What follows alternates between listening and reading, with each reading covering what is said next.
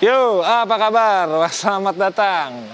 Gue lepas masker dulu ya, karena sumpah ngomongnya gak enak. Dan tadi juga udah di antigen, colok-colok mulu cuy. Gila, tiap mau liputan kita colok-colok mulu. Tapi karena memang ini produknya menurut gue menarik ya. Jadi low MPV itu sekarang lagi panas-panasnya banget. Baru juga kemarin ada merek sebelah, gue review juga.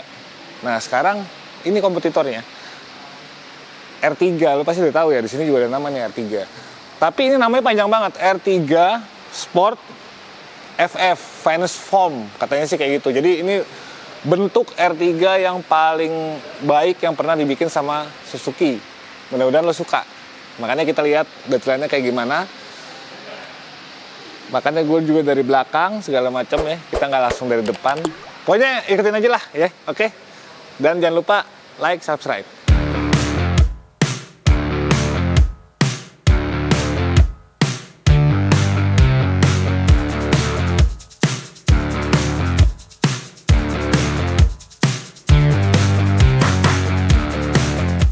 Oke, kalau kita lihat bagian depannya, ini sebenarnya R3 yang paling niat yang pernah dibikin ya. Dan pasti kayak sebelumnya kan udah ada tuh R3 Sport, itu mirip-mirip. Tapi kalau misalnya kita perhatikan lebih detail, enggak sih ya. Pertama di bagian bumpernya, di sini udah ada LED nih. Selain ada fog lamp, udah gitu ada lipsnya, dan di sini ada aksen merah, dan nggak lupa ada emblem Suzuki Sport tetap ada di sini. Kalau dari segi tampilan ya memang agresif banget, tapi kan baik lagi ya, namanya tampilan itu sebenarnya selera lo kayak gimana. Nah kita beralih ke bagian samping.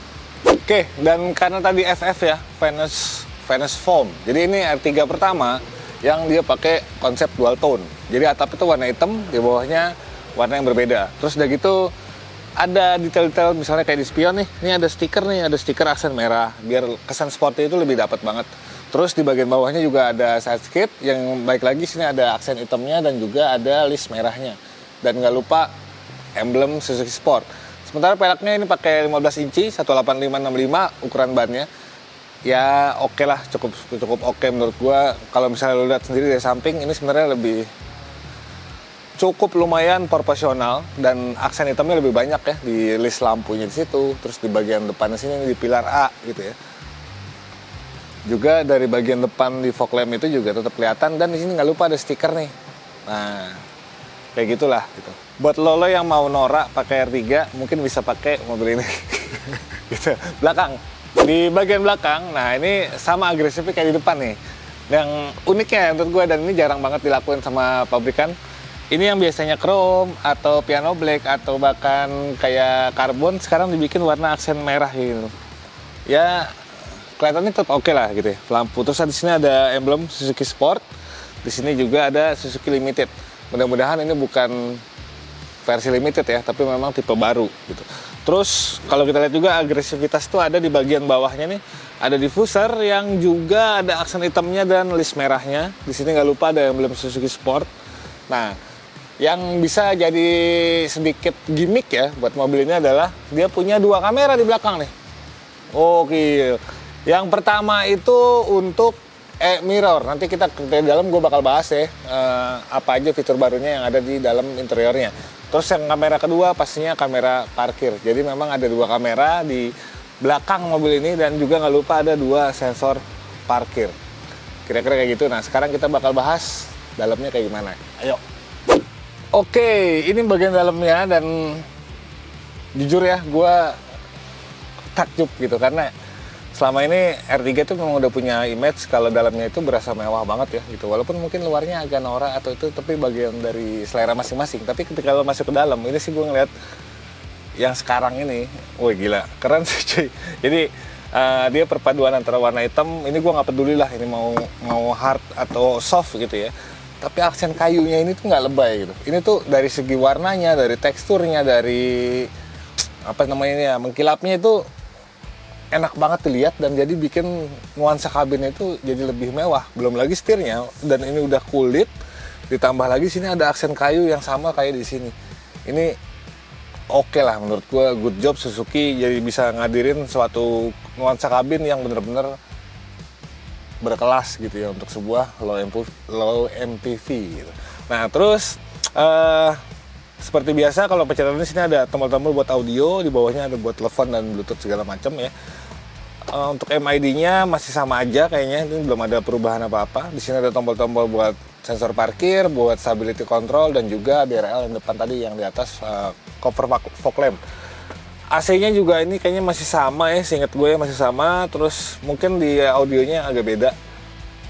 Dan dia udah cukup responsif, menurut gue ini cukup lumayan. Jadi bisa lebih menghibur lah. Transmisinya, terus di sini ada buat tempat penyimpanan yang juga ada sirkulasi AC, jadi bisa ngebuat minuman lo tetap seger gitu, dingin. Ini juga masih sama, rem tangannya juga masih pakai kayak gini. Yang baru lagi adalah di bagian atasnya sekarang R3 ini udah pakai mirroring katanya. Mirroring. Jadi kenapa tadi makanya gue bilang di belakang itu ada 2 kamera. Yang pertama buat parkir yang di sini, satu lagi buat ditampilin di sini. Jadi harusnya makin aman sih ya gitu. Dan dia juga bisa ngerekam, juga mungkin kayaknya ini sekaligus dashcam untuk ke depan deh ya. Pokoknya dia udah pakai mirroring.